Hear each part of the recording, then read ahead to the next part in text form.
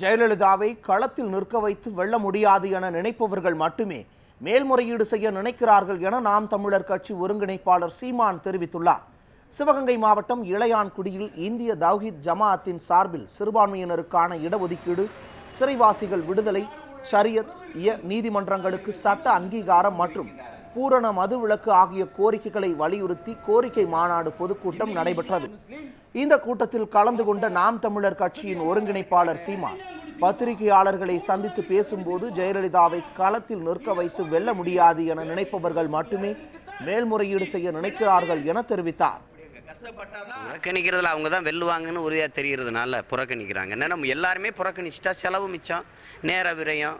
அது நேர விரயம் இல்லை. உடனே இப்போ இருக்கிற ஓராண்டு காலம் அந்த விட்டுட்டு பொது தேர்தலை நோக்கி எல்லாரும் பயணிக்கலாம்.